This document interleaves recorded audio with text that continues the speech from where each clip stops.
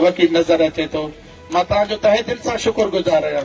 तव्हां अॼोकी हिन अटेंडेंस खे ही सिंध जो हज सम्झी तव्हां हुनखे यादगार करे रखो। मां तव्हां सां वाइदो थो कयां हिन प्रोग्राम में, हिन पंडाल में हिकु हिकु माण्हू जेको असांजी ख़िदमत बि करे थो, जेको मुंहिंजो वकील आहे, उहो जूनियर आहे, लॉ जो स्टूडेंट आहे, मुंहिंजो सीनियर आहे, मुंहिंजो महिमान आहे, हिकिड़ो तव्हां वटि हिकिड़ो दस्तावेज़ आहे। इहो हीअ तस्वीर ॾेखारे कॾहिं बि ज़िंदगी में मुंहिंजो सिर खपेव मां तव्हांखे ॾेई छॾींदुमि। मूंखे ॿियो कुझु बि कोन्हे को, मां को न मूं वटि को सरकारी उहिदो आहे, न मां कंहिंखे का नौकिरी ॾेई सघां थो।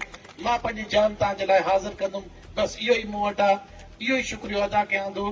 बाक़ी मां हिन सॼे पंडाल खे चवां थो त जंहिं असांजे प्रोग्राम बिगाड़ण जी कोशिशि कई उन में हिकिड़ो सरकारी मुलाज़िम हुयो, उहो डिप्टी डिस्ट्रिक्ट अटॉर्नी हुयो।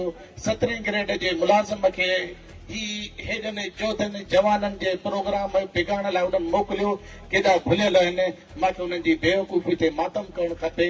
असांजे लाइ तव्हां टैंकूं मोकिलियो आहे, के जोधा जवान मोकिलियो आहे, जेके तव्हां वटि आहिनि बि कोन, जेके तव्हां वटि आहिनि बि कोन। तव्हां वटि सिर्फ़ु खुसरनि जी फ़ौज आहे, उहा हिननि जोधनि खे छा कयो।